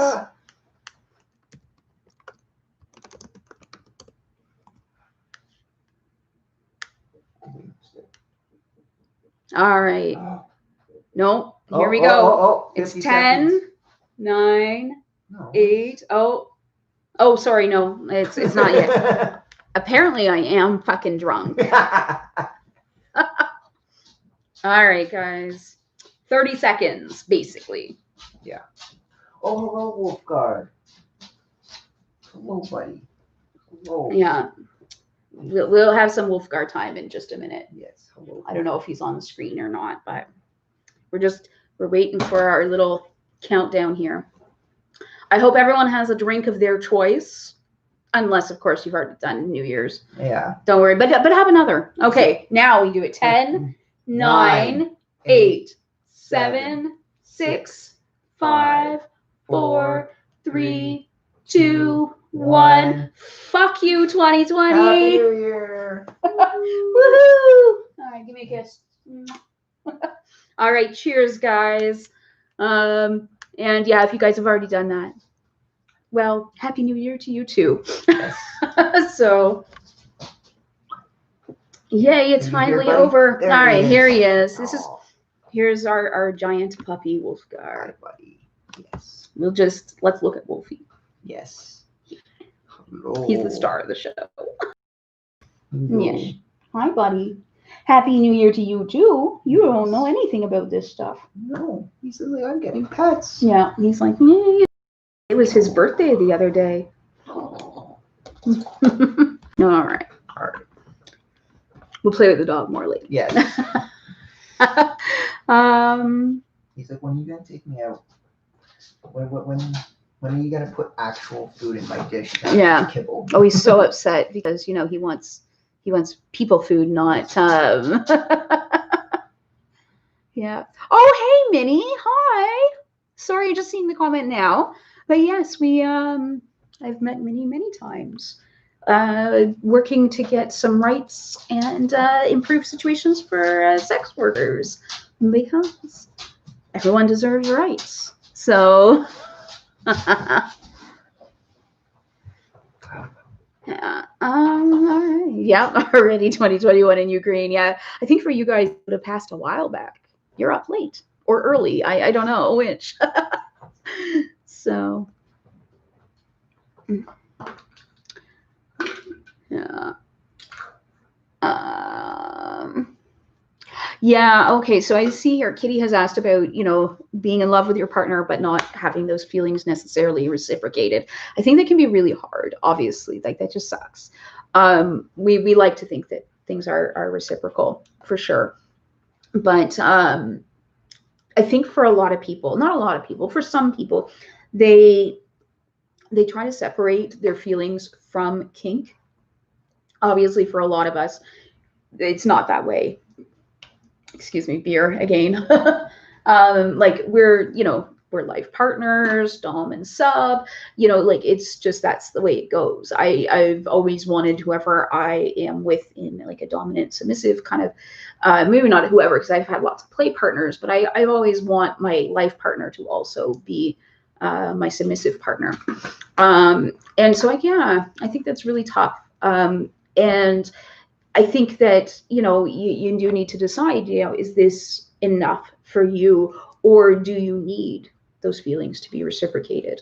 And there's really no way I can give any advice on that other than, you deserve the relationship that you want. We all do. And of course, I'm like my new best friend Sharon here, who just seems to know it all, and not in a bad way. Please don't take it that way. But just is bang on once again, talking about compatibility here, and yeah, it is super important. And finding and having those talks in the beginning about what you're looking for. I'm just gonna step up for a second. Yep. When we first got together, we had awkward dates, we'll call it, where we talk to each other about what do you want, what what are we interested in. So I did my usual, like, hey, I'm ace, so I'm not really into all that much sex. I'm poly, so I like to date multiple people, and you're of course welcome to date multiple people, and I don't want any children, and I want to travel, and I have this list.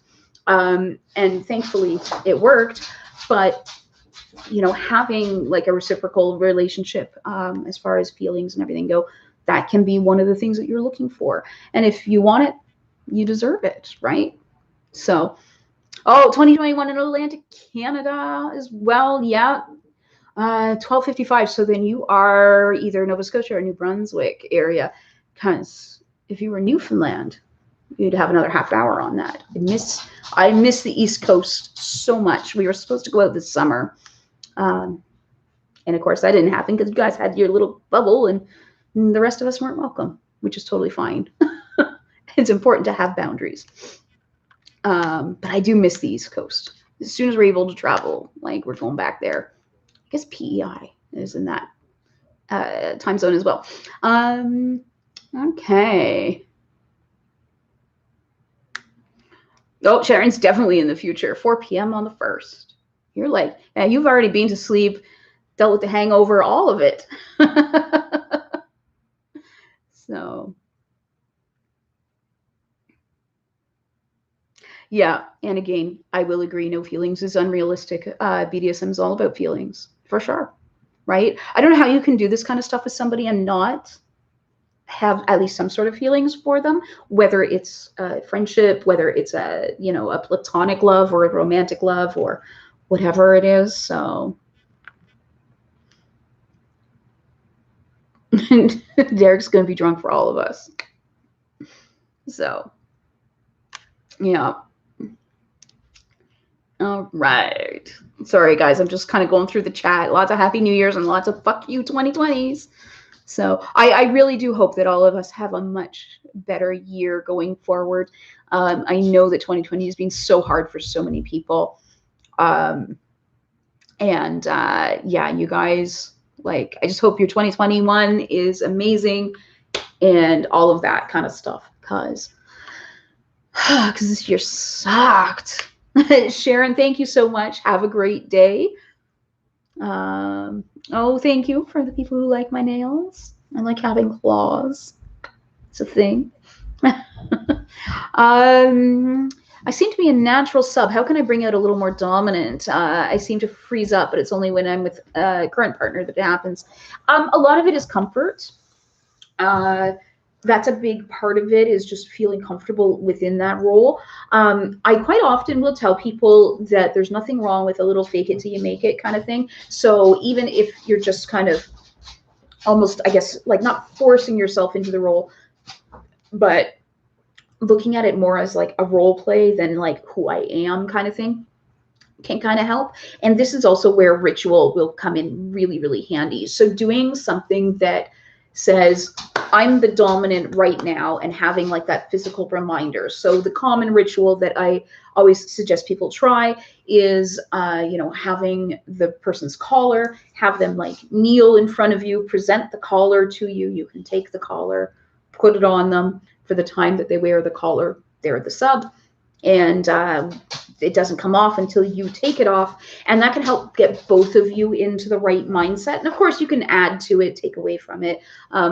I like to sometimes do like a physical inspection. So I'll tell my partner to take off their clothing, and and then I can like make them feel really uncomfortable by looking and examining their body very closely, because a lot of people will get. Did you take a drink? No, I didn't touch it. You just didn't wash those very well. No, but that's new lipstick. That is not new lipstick. That is lipstick that has been on there. No, that is new lipstick. That is new lipstick. That's lipstick that has been on there that you didn't wash off properly. No, I washed this. Mm-hmm. You drank my I didn't touch it. Coke. No, I didn't. I'll have to rewatch this and then be like, she did. Yeah, you can watch the replay. I didn't touch it. You just didn't wash the dishes well enough. No, it's probably from when you kissed me and then I had some. Oh, maybe that's it. I still like to think that you didn't wash the dishes well enough. I did an impeccable job, sweetheart.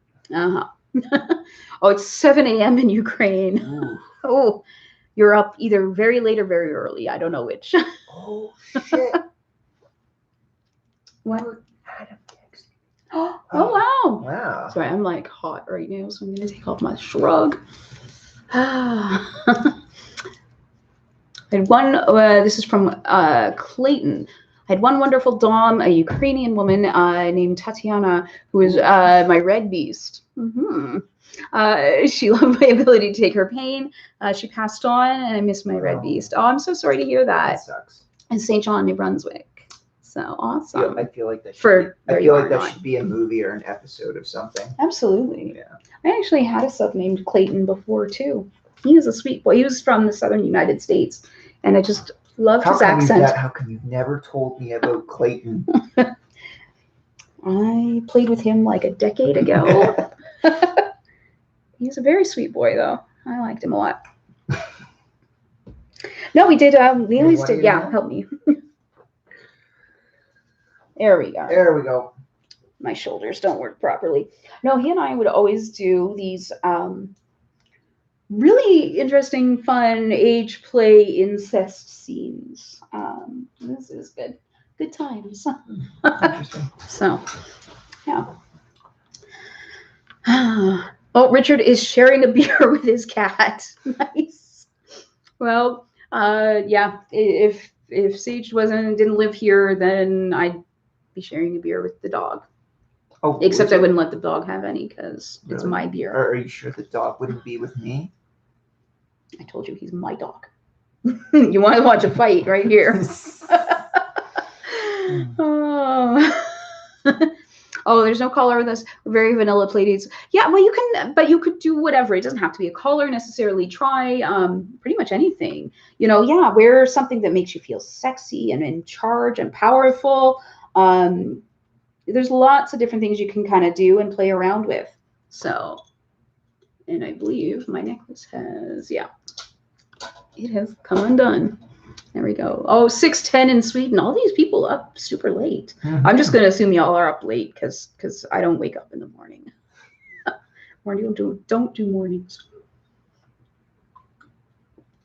It's best of luck in 2020 to you as well. Yeah, for sure. I think we all need it. Yeah, we do. I hope that, they can get this vaccine thing sorted out quickly and just, yeah. Oh, thank you, Earthway Holistic Services. I hope that you have a good year ahead as well.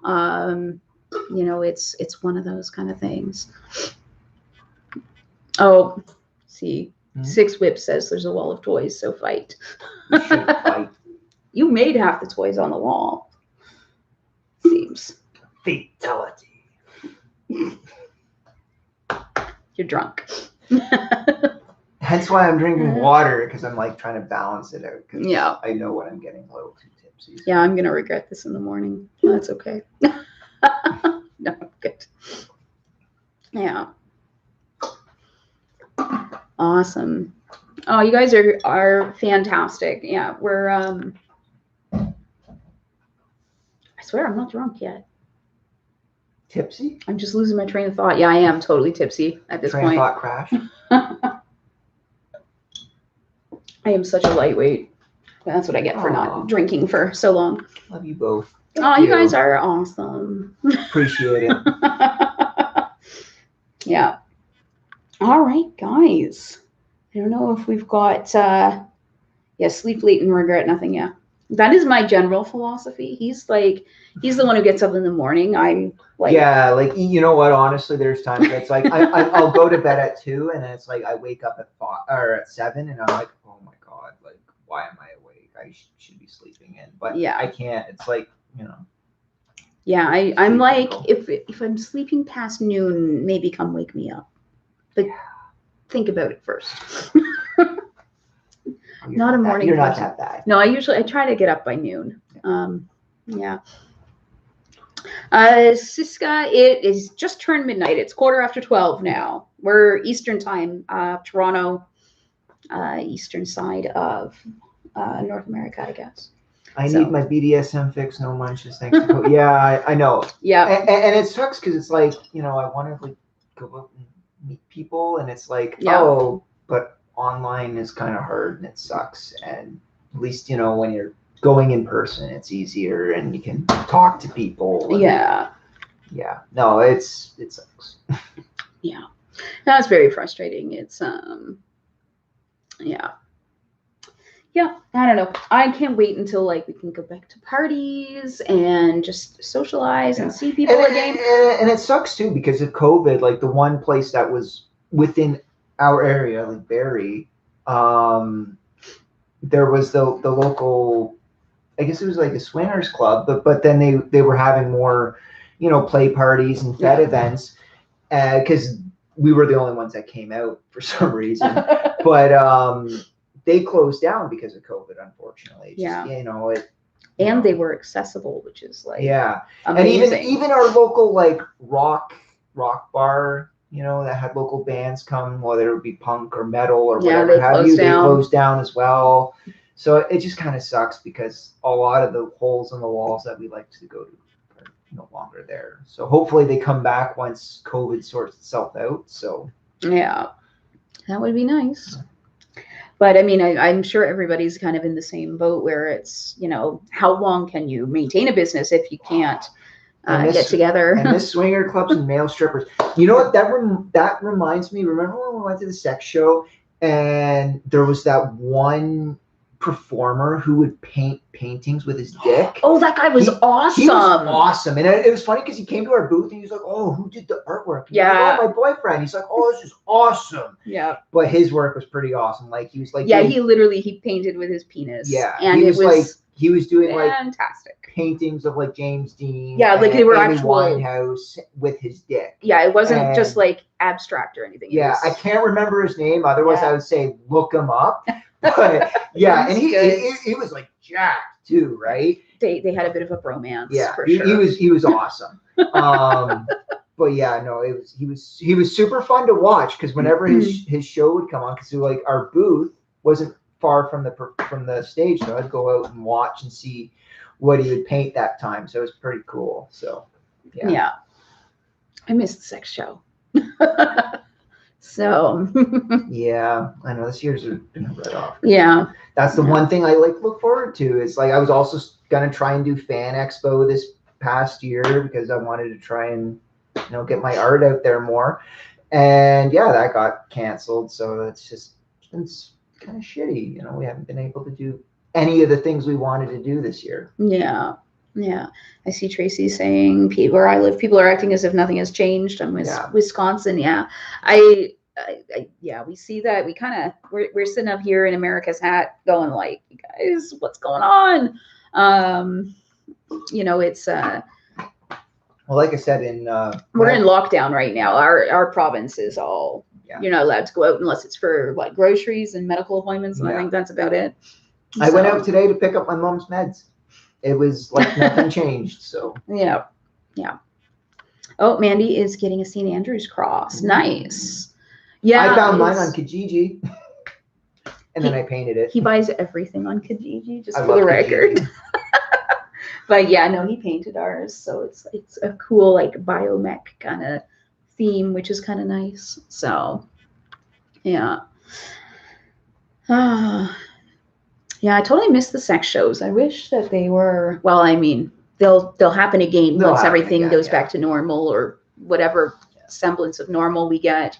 But it's really nice. I don't know. It's always fun to be. We always joke around that it's vanilla outreach, right? Because they're basically a trade show that's based around like sexual stuff, right? So they have swingers clubs come out. They have like sex toy vendors. They have, you name it, they've got it. I always teach a couple of classes about BDSM when we go out, and we have a little booth where he does his like kinky art, and then I sell my books and classes and all that kind of stuff. And it's just so much fun because it's, you get to connect to so many people, and it's exhausting, but oh man, I miss doing the shows. Yeah, but and you know what? It's funny because when people ask questions, right, and then you explain, they're like, oh, and it's, you kind of just, it's you get more people coming out, right, and it's nice. And it's funny because there's a lot of people who come out and they think that it's like this evil thing, and it's this big bad scary thing, and then it's like really not, and they're like, oh, this isn't as bad as I thought it would be. So yeah, no, it's good because you get more people coming out, and more people at parties, more the merrier, right? Absolutely. So, we use it as a recruiting thing. What's that? I said we use it as a recruiting thing, it seems. But no, I never did manage to learn ASL. It was just something I wanted to learn for my own sake, and because I do a lot of work with the disabled community in general, and so I figured I should be more accessible, basically. But I haven't managed to learn it properly yet. Yeah, I should, though. I really should get working on that a little more. But yeah, I've been trying to find different ways to learn, and I just haven't found one that kind of works for me yet. And then, of course, I was like, wait, should I learn ASL or BSL? But I'm in Canada, so ASL would probably be the more useful one. But yeah. Yeah, Richard, I think we all need more than just like, I mean, well, you haven't had a date in a long time. Yeah, no, since COVID. You had a few people that you were speaking about with before, but yeah, I was doing a couple like online things, but it's kind of hard, like even then, unless like you already have that thing established prior to COVID, at least for me anyway. No, I kind of want to go back to start dates and stuff. Yeah, I see Matt asking, are you friends? No, this is my partner and my submissive. So he's a switch, but for me, he's like I'm one of those people that it's like, if I'm in like a relationship, I like having that role defined. Like we don't switch, but I'm. Yeah. Well, I apparently turn people into switches. Yeah, apparently. A lot of my partners, like a lot of them for the last little while, have started out being like, no, I'm a sub, and then they date me for a little bit and become a switch somehow, which is weird because I don't switch, but. Yeah, I think they just see how much fun I have torturing them, and then they're like, "Wait, I want to have fun." Oh yeah, I've totally like used things from our relationship with other partners, and it's been helpful. I like that. The more I drink, the harder English becomes. Yeah, I can relate. I spent a lot of time in Mexico, and I'm all right understanding Spanish when I'm sober, but yeah, once you get a few drinks in you, it gets hard. And then, of course, if the person you're talking to is also drinking, then it gets even harder, because slurred language I don't understand completely is much more challenging. So, yeah. Yeah, I think you're right there, Tracy. Like, things are going to be different afterwards. Like, we're not going to go back to the way things were, or to like normal, or whatever you want to call it. Like, it is going to be different. They're saying that even once we all get the vaccine, we still are going to have to wear masks and distance and all that kind of stuff, which, I mean, like, it kind of sucks. Although I have to say, I don't mind the mask thing so much. I kind of like wearing masks, because like nobody's told me to smile. I kind of like it. And well, I mean, you guys can kind of see in the background here, we like masks anyways. I like masks. They're his masks for the most part, but we both enjoy masks. Lots of masks and nothing for them to go with. It's weird. Yeah. All right. Good night for those of you who are running away on us. I understand. We're gonna probably run away soon too. Also, I've drank enough beer that I need to go pee at some point. So. Oh, Derek. Yeah, no, he just goes by Sage. Yep, Sage. Yep, he is Sage, which is same as always. Yeah. Like, no, I think change. both of us are just like, I don't know. I think there comes a point when you are covered in enough custom tattoo work that it doesn't matter. People are going to recognize you anyways. So, having a cool nickname or whatever just doesn't work. Although, on that note, for those of you who are on FetLife, that is my username. You can add me on FetLife. What's yours? Or do you want to put your Instagram or whatever? No. He's an artist, so like you should follow him. I'm okay. But okay, fine, don't. Okay, well. He's always like, I don't know how to get more followers, and I'm like, put your things up here. And then he's like, no. Oh wait. Okay, there you go. That's my FL. Yeah, that's who he is on FetLife. Like, I've got 2 Instagram accounts. I tried restarting because Instagram is. We think he got flagged as like adult because I keep fetish stuff. But because people keep being like, oh, I'm gonna report this, and so I created a new account to try and like grow without that, and then it's still hard. Yeah, I like James says, I think masks are hot, and then immediately after, Minnie says, I keep getting asked for my number while wearing a mask. And that's how I found out I must have very pretty eyes. And you do. From what I remember, Minnie, you do have gorgeous eyes. I love masks. So, like, it's just. It works. I don't know. Sometimes, something about them, it's like when you put them on, you can it's like when you look at it, it's like, what do I associate with this? And then it's like you can become someone else or something else for that time, right? Yeah. So it's awesome. Anyone who watched our Halloween one knows I love masks because I was wearing my full silicone one. Yes. Yeah. So, yeah, he buys the movie quality silicone masks, horror themed and everything. They're pretty cool. So, and yes, Derek, we have used the big stainless steel spreader bar quite a few times. I like it. Oh, Clayton's saying good night. All right. Yeah, I think we're about probably going to wrap up because I'm starting to get kind of tipsy, and like I said, I have to use the washroom. So, and it's my show. It's just not the same without me. I'm just fucking around. Don't mind me. Apparently, I get really egotistical when I'm drinking.